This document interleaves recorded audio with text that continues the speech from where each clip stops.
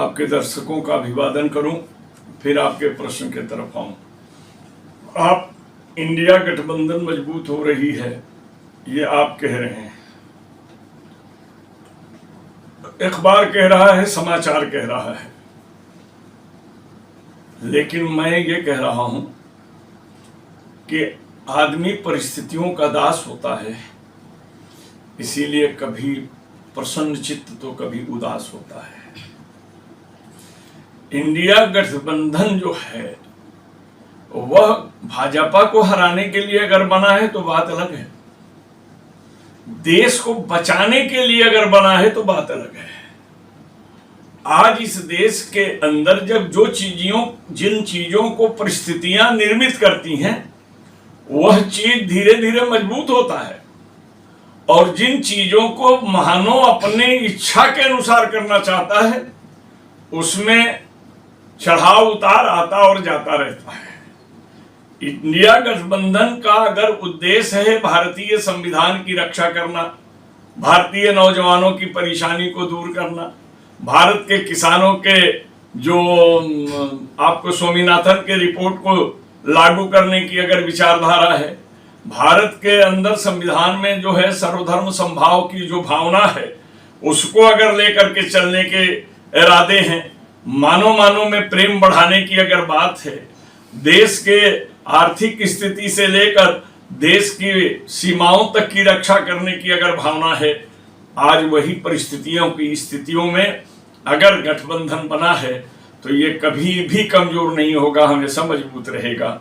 लेकिन अगर केवल भाजपा को हराने की दृष्टि से बना है तो ये अलग हो जाता है, क्योंकि भाजपा को हराना और जिताना ये जनता का काम है, अलायंस का काम नहीं है। और जनता इनके आतंक से, बेरोजगारी से, महंगाई से, उत्पीड़न से, अराजकता से और झूठ बोलने की प्रक्रिया से इतना तंग आ चुकी है कि वो मूड बना ली है कि हमें इन्हें हराना है और अपने देश को बचाना है।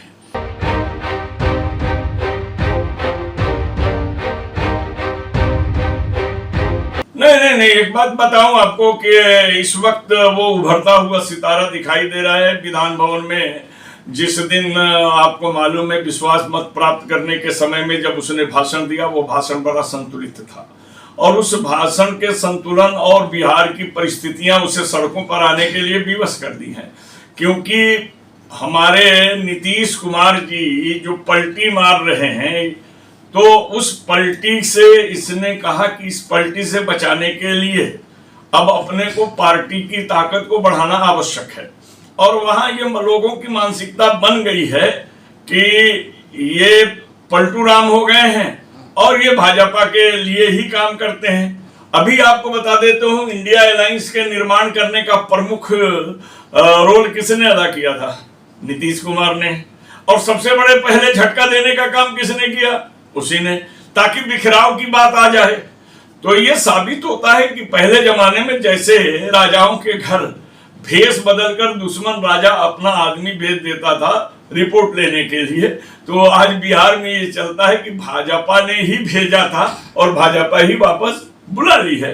तो ये भावनाओं और जनता जो है, जो बेरोजगारी से त्रस्त है, जो नौकरियां मिलने लगी थी और उन्हीं विभाग की मिली जो विभाग तेजस्वी के आदमियों के पास थी, चाहे हेल्थ हो या शिक्षा हो, तो इसका बेनिफिट जो है उसको मिल रहा है। और भीड़ आप देख रहे हैं कि देखिए, भीड़ दो तरह की होती है, एक आती है, एक लाई जाती है।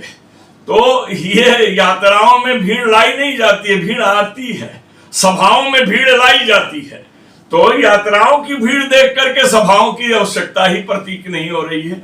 और वो जो कर रहा है, उभर रहा है, क्योंकि अभी उसकी कोई ज्यादा उम्र नहीं है, उम्र का भी मामला नहीं है और उसको ज्यादा हड़बड़ी नहीं है। वो फाउंडेशन को मजबूत करेगा पार्टी का, और फिर बिहार को मजबूत करने का काम करेगा।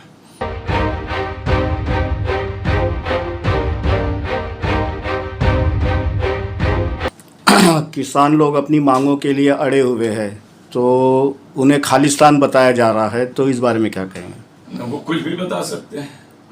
जो उनकी तारीफ नहीं करता है वो देशद्रोही हो जाता है, आतंकवादी हो जाता है। वो तो लोगों को कपड़ों से पहचानने की बात करते हैं, ज्ञान तो है नहीं। क्योंकि अगर ज्ञान हो तब न उनका ध्यान हो। जब ज्ञान होता है तब ध्यान होता है, जब ध्यान होता है तो सम्मान होता है, जब सम्मान होता है तो आदमी सच में इंसान होता है। तो इसके पास तो कुछ भी नहीं है। जब कुछ भी नहीं है तो क्या है, क्या चीज है? आपको मालूम है कि बहुत से लोगों ने इस बात को कहा, यहां तक कि नितिन गडकरी ने भी कहा कि अहंकार, समझ लीजिएगा, और प्रसिद्धि में अंतर होता है। मानव प्रसिद्ध हो जाए वो एक अलग बात है, लेकिन अहंकार आ जाए तो यही होता है कि रावण अहंकार के कारण मारा गया और राम जो थे परोपकार के कारण, उपकार के कारण, दया के कारण, लोगों की सत्यता पर अड़े रहने के कारण उनकी जीत हुई। तो कोई भी व्यक्ति जब अहंकारी हो जाता है तो विनाश की तरफ अपने आप जाने लगता है। डर इस बात का है कि व्यक्ति के अहंकार से कहीं पार्टी न डूब जाए। ऐसा लग रहा है कि आने वाले समय में एक व्यक्ति का अहंकार पार्टी को डुबाने के रास्ते पर ले जा रहा है। अब रह गया किसानों की बात। किसान की कौन सी मांग गलत है, बता दीजिए आप ही ने कहा था कि हम MSP दूंगा, मिनिमम सपोर्ट प्राइस दूंगा। आपने अब तक क्यों नहीं बनाया? और जब आपको मालूम है कि आखिरी सत्र से पहले उन्होंने अल्टीमेटम दे दिया था कि आप जल्दी कीजिए, नहीं तो हम इस तारीख से आंदोलन करेंगे। 13 तारीख का उन्होंने फरवरी का डेट दे दिया था, दिसंबर में दिया था। आपने क्यों नहीं किया? आप 1 घंटे में बातें कर सकते हैं, चुनाव आयोग के निर्माण यानी नियुक्ति का कानून बना सकते हैं, सब बना सकते हैं। किसान का MSP क्यों नहीं बना सकते हैं? फिर उनके तरफ से इनकी टोल मीडिया कहती है कि किसानों को MSP देने पर, मिनिमम सपोर्ट प्राइस देने पर देश का दिवाला हो जाएगा। तो 15 लाख करोड़ या 25 लाख करोड़ पूंजीपतियों का NPA करने, माफ करने से देश का दिवाला नहीं हो रहा है। किसानों का 70,000 80,000 वो करने से आपका दिवाला हो रहा है, आपका नुकसान हो रहा है। भारत रसातल में चला जाएगा, रसातल में चला जाएगा। और आप धरातल पर तो सच्चाई को उतारो। ये बहुत हो गया। लोग ये साफ कह रहे हैं कि बहुत हो गया। अब बात सुनने को भी लोग तैयार नहीं है। रह गया ये कि वर्ग होते हैं। कुछ लोग कहते हैं, नारा देते हैं कि आधा रोटी खाएंगे, फलाने को लाएंगे, जो राम को लाया उसको लाना है। सवाल ये उठता है कि राम गए कहाँ थे? जहाँ गए थे वहां से लाना पड़ेगा ना। राम तो अयोध्या में थे, सब जगह थे, और राम घट घट व्यापी हैं। और आपको पता है तुलसीदास ने भी बड़े अच्छे ढंग से कहा, उसमें थोड़ा सा परिवर्तन करते हुए अगर बात को कहा जाए तो अलग आता है।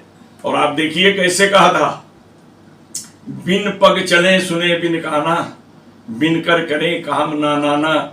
एक राम है घट घट बैठा, एक राम दशरथ का बेटा, एक राम है जगी उजियारा, एक राम है सबसे नारा।